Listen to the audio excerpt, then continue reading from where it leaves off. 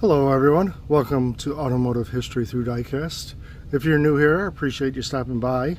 If you could please like and subscribe, I'd also appreciate that. Today I have a lot of M2s, it looks like.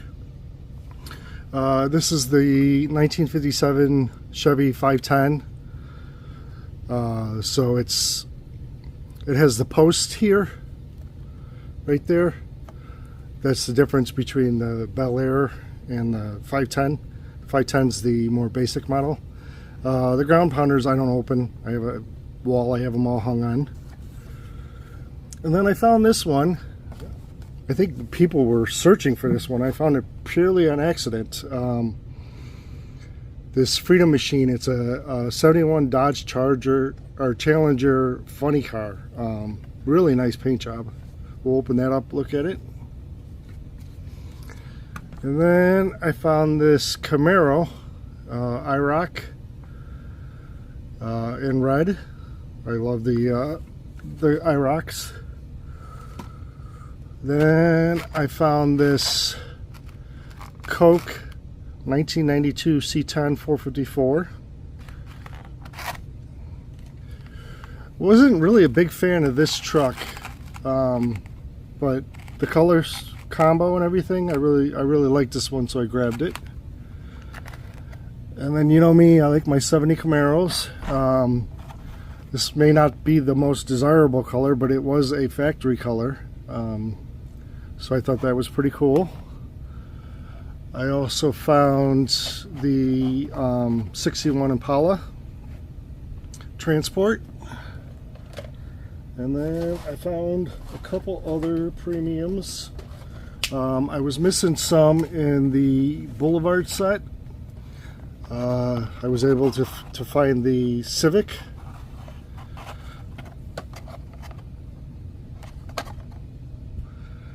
And the Ford Cosworth, Escort Cosworth rally car.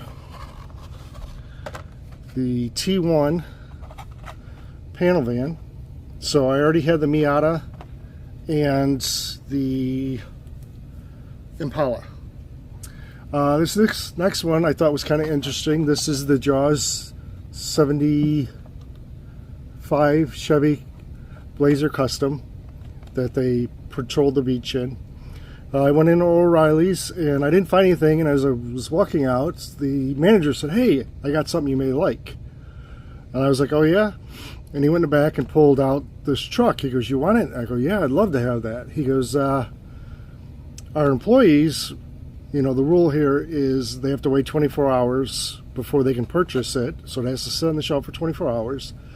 And then after 24 hours, they can purchase it, but they have to purchase it right then and there. They can't hide it in the back. And, well, I saw this in the back this morning, so if you'd like it, you can have it." So I thought that was kind of generous of him. So I will pause you and we'll open these all up and get a good look at them. Alright, we'll start out with this Dodge Challenger funny car. This thing is cool. It's really detailed. I mean, everything's on it. The engine, the exhaust. They did a really good job on this. Yeah, it's cool how you sit all the way in the back. You drop this down. I mean, it's just really cool looking. I'm lucky I found this one. This is a nice one.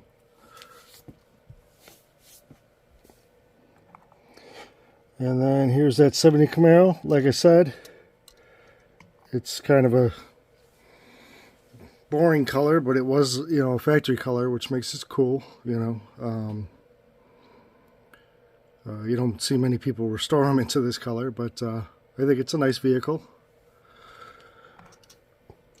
And then next we got the truck without the bed, and I was thinking about it. You know, I think the reason why I didn't like these is because when I worked at the dealership, we would get trucks in like this, not an old one, but a new one, and they'd be sent out for cabinets or whatever, boxes to be put on.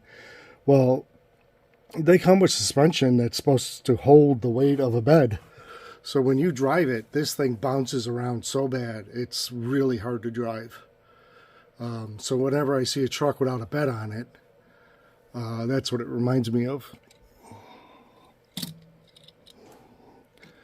And then here's the 454. Has these really nice big wide tires in the back.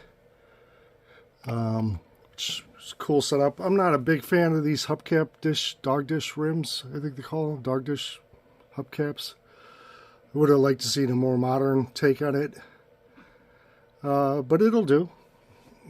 This next one I really like. It reminds me of like a Trans Am series race car. Only problem is they put big slicks on the back and skinny tires in the front, so that wouldn't work in the Trans Am series. So for more like drag racing, but yeah, I like the two-tone. I think this one came out really nice.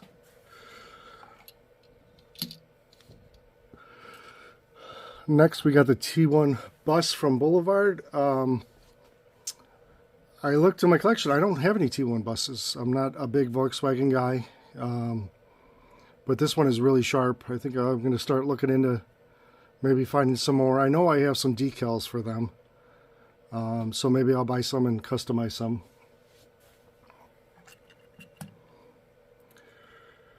And then here's the Ford Cosworth. This was a really successful rally racer back in the day. It was a good representation of it. And then you have this Honda Civic. I don't know if you guys have been looking for this thing, but this thing goes for like 20 bucks. I was lucky enough to find it on the pegs.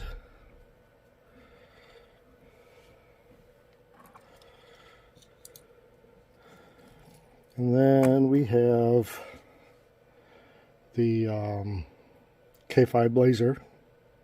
This one's really sharp. Here's the back off. And last but not least, we have this hauler.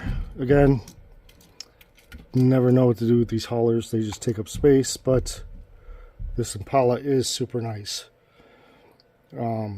Interesting fact, back then they made cars 1 year only. My buddy has a 60 Impala that he restored, and it was really hard for him to find parts for because they only made certain parts 1 year. And I think the same thing for this 61, that there's parts you can't find on a 60 or 62. So back then they made like almost like a new looking model every year instead of like every 8 to 10 years they do now. Alrighty, I appreciate you stopping by. Please like and subscribe, and I will see you on the next one.